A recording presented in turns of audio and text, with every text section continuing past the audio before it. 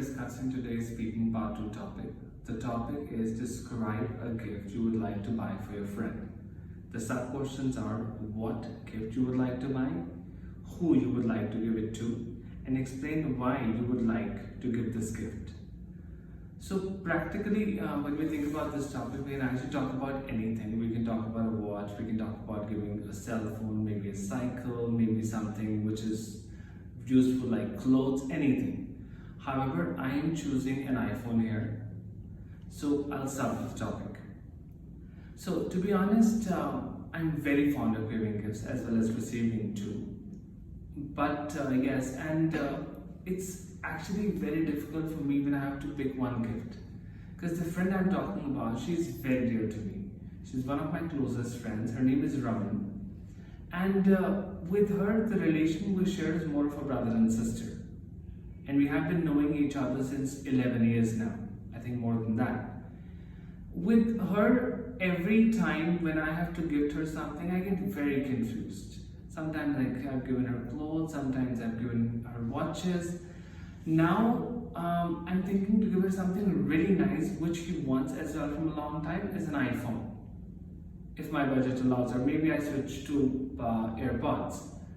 So these are the two gifts which I'm hoping I'll be able to manage with my budget. I'm planning to buy this gift in the coming Amazon sale. And the reason I want to buy this, there's actually one basic reason, because she's into teaching. And with teaching, when she has to record her videos or when she has to take online classes, both the things are very, very important. The cell phone also, as a camera quality, is way too good. And other than that, the AirPod also, because when you are recording, you need to have a pin drop silent. There should be no noise around. So it becomes very easy for her to manage that part if she has any of these accessories. Other than that, I feel that if I'm gifting this to her, she'll be very happy because she has been planning to buy AirPods specifically from a long time.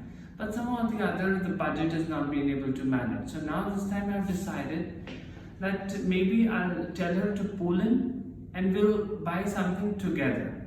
Because we don't have any kind of a formality between us. We go very plain, simple. If she wants to buy something, she tells me. If I want to buy something for her, I can tell her clearly.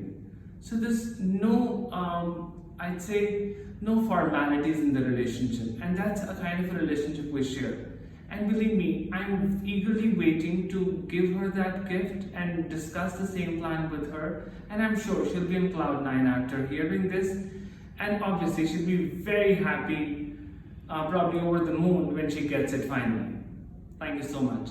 Now in this topic, I did discuss a couple of idioms too, wherein I said cloud 9 over the moon. If you use it, it'll be very good for you to enhance your score. And besides this, I'd say one more thing in speaking topic, always try to include contractions. A contraction, in other words, can also be said reduction of words. So instead of should not, you can say shouldn't, could not, you can say couldn't.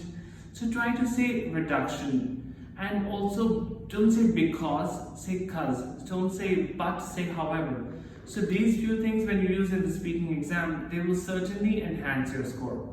So thank you so much for your time. Have a great day. Bye-bye.